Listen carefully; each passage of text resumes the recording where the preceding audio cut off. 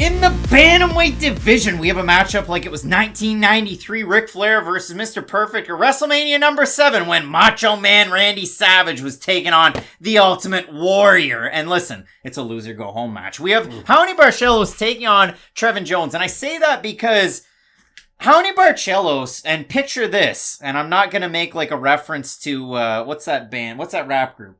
Well, that narrows Picture it down. this, I'm a bag of dicks, put me to your lips. Run the Jewels. Run the Jewels, there we go. Well, picture this. Raoni Barcelos was the underground champion before Sean O'Malley coined the term. I mean, Raoni was that guy for a very long time. And if you don't believe me, go watch Raoni Barcelos fights where he's winning. He was amazing. He can throw with tons of power. He has good offensive wrestling, good defensive wrestling, insane jiu-jitsu. He's a jiu-jitsu black belt. He's a freestyle wrestling champ. His dad wrote the book before he did any of this stuff. If MMA was around, Raoni Barcelos' dad probably would have won a belt as well because he was a freestyle wrestling champ in the 90s. He's a 7th degree Koro black belt in jiu-jitsu is his dad. And that is his main coach and training partner. But if you look at it for Raoni, training a lot with Davi Ramos for this matchup against Trevin Jones, pretty good background to have because for Jones, he's also a Brazilian Jiu-Jitsu black belt in his own right. He's moved his camp since he's joined the UFC to Drysdale BJJ. Also trains out of Extreme Couture. All of this in Vegas. But when I look at this matchup, Matt, Raoni used to be the RFA champ. I used to think incredibly highly of him. I think he's aged himself out because he's between 35 and 36. It was just the inactivity. That really was the issue. But he was super competitive against guys that he should have beat. He was beating them. He was putting on Fight of the Nights. He's got 3 of them. Kurt Hollabaugh, Timur Valiev, and the other one was, Matt, can you think of who it was? All the times to pass it off. It was Khalid Taha. That was the other one. And he just was able to do so much. But now, if you look at his last 2 fights, Timur Valiev fight. Came out slow in the first round, dropped them twice in the second round. Third round, chintzy. You could have made an argument that it was a draw. But his last time out for Barcelos, he was supposed to take on Trevin Jones. And that fight falls out. Victor Henry comes in on short notice. They move it back a week because Barcelos got COVID. They fight. And Victor Henry's a damn good fighter. He beat Kyler Phillips at one point. I think highly of Victor Henry. He put a pace on Raoni. Victor Henry is a decent striker. He's primarily a grappler. He looked amazing at striking against Barcelos, and Barcelos looked slow, so maybe it was COVID or maybe it was age. But Matt, I thought highly of Raoni Barcelos for so long, and it's hard for that kind of, I guess, vision to cloud my judgment on a prediction like this.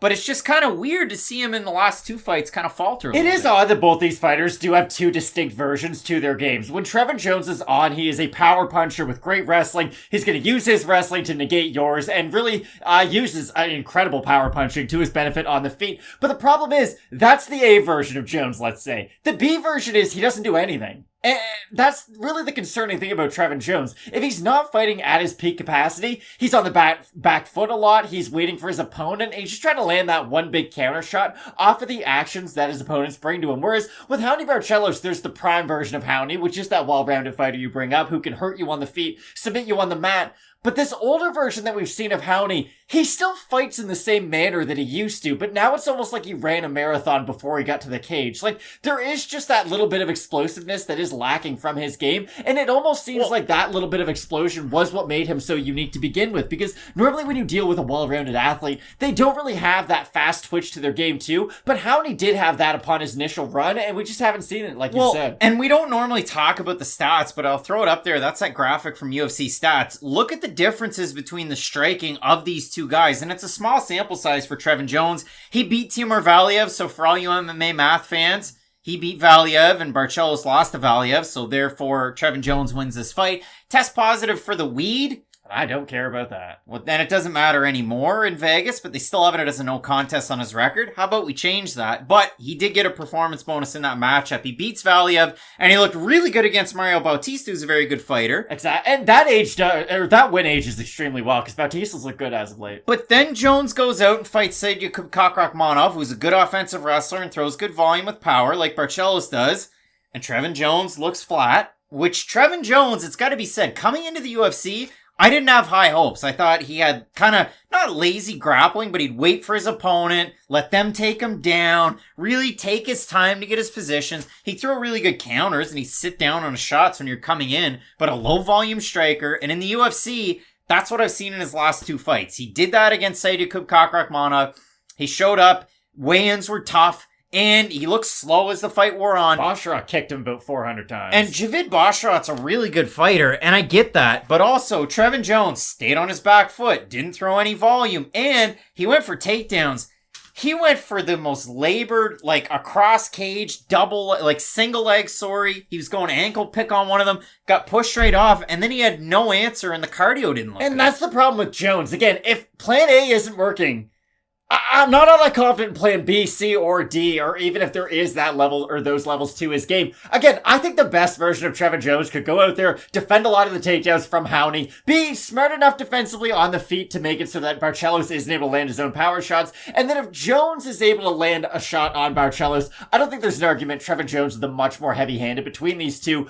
But I just don't know how many situations he's going to be able to put himself into to actually land that one big shot. Because if he is just waiting for Barcelos, especially on the back foot like we have seen in his last 2 fights, I think he's going to struggle with a lot of the takedowns too of Raoni. Even though Trevin Jones is a good wrestler, again, wrestling is a big part of his game, I just think that if he is in that weird game where it's okay, I'm thinking a lot, I'm waiting for what Raoni's going to be doing, I just don't know how Trevin Jones is going to be able to sustain enough offense to be able to win rounds in this matchup. Well, to me, from Jones, he's a southpaw striker, and he's very much like long range, kind of old-timey. He's heavy on his lead leg. Raoni Barcelos has great leg kicks, and it's a big part of his game, and I haven't seen Jones adapt to switching over to orthodox either. I will say this though, Barcelos and the lack of speed that he has shown his last few fights is going to make him susceptible to getting caught by a counter. Showed it in the fight against Valiev, dropped him twice in the second round. Third round, I thought he won. Version of him we saw though. But for Barcelos, didn't look great against Victor Henry, and out of 2,392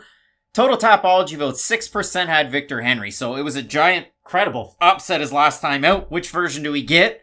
Is really the question for both of these guys. In terms of the odds, Barcelos open a minus 280 favorite. He's a minus 225 for Jones. Open plus 240, plus 180. We have a look at the Tapology votes, Matt. Surprised us there to you. I'm going to say over under 80% Barcelos. The odds would suggest that, so I'll say over. I'm going to say over. It's over. 723 total votes, 86% Barcelos, 80% by decision. For the 14% that have Jones, 48% by knockout.